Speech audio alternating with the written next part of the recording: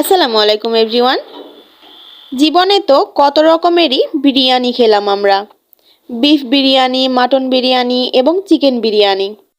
So চলুন আজকে একটু ভিন্ন ধরনের বিরিয়ানি রান্না করি আমরা। আজকে রান্না করছি কাঁঠালের বিরিয়ানি। আর এই বিরিয়ানিটা খেলে আপনারা বুঝবেনই না যে এটা কাঁঠালের বিরিয়ানি। সো প্রথমে আমি এখানে কাঁচা কাঁঠাল নিয়েছি। কাঁঠালগুলো ঠিক এইরকমভাবে কেটে নিয়েছি, আপনারা দেখে হয়তো বুঝতে পাচ্ছেন। এবারে আমি এই কাঁঠালগুলোর মধ্যে হলুদ গুঁড়ো দিয়ে দিচ্ছি সামান্য পরিমাণে। হলুদ গুঁড়ো দিয়ে খুব ভালোভাবে মেখে নিয়েছি। এইবারে এই কাঁঠালগুলো ভেজে নেব। প্যানে পরিমাণ মতো তেল দিয়েছি। তেলটা গরম হয়ে আসলে কাঁঠালগুলো তেলের মধ্যে দিয়ে দিলাম।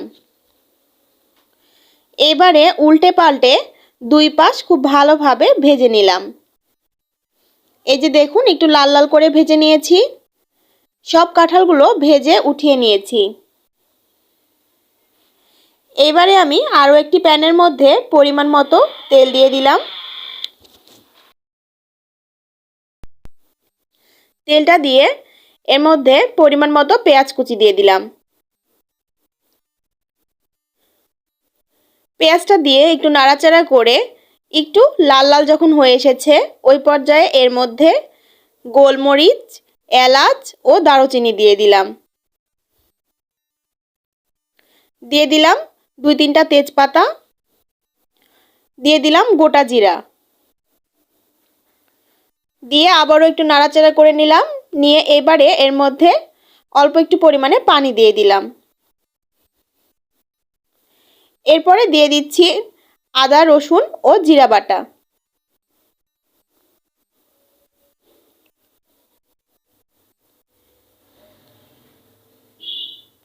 দিয়ে দিলাম স্বাদ মতো লবণ, মরিচ গুঁড়া।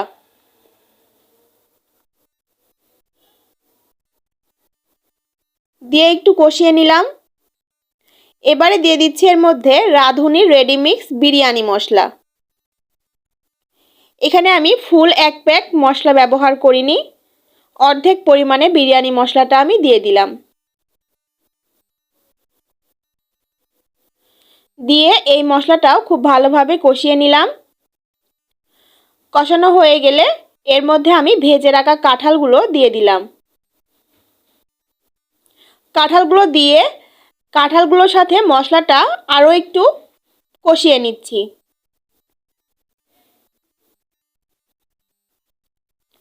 কষানো হয়ে গেলে এবারে এর মধ্যে পরিমাণ মতো পানি দিয়ে দিচ্ছি।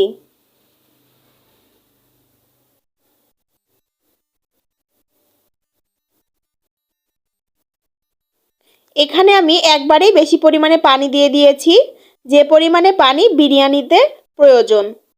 এবারে বিরিয়ানির চাল ধুয়ে রেখেছিলাম, চালটা দিয়ে দিলাম এর মধ্যে।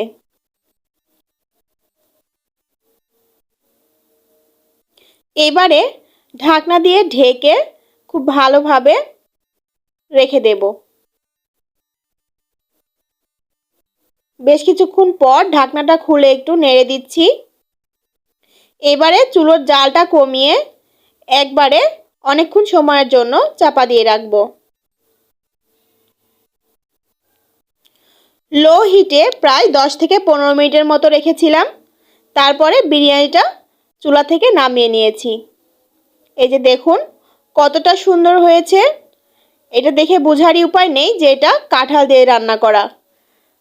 এটা খেতেও যে এতটাই মজার হয়, আপনারা অবশ্যই বাসায় এরকমভাবে কাঁঠাল দিয়ে বিরিয়ানি রান্না করে খেয়ে দেখবেন।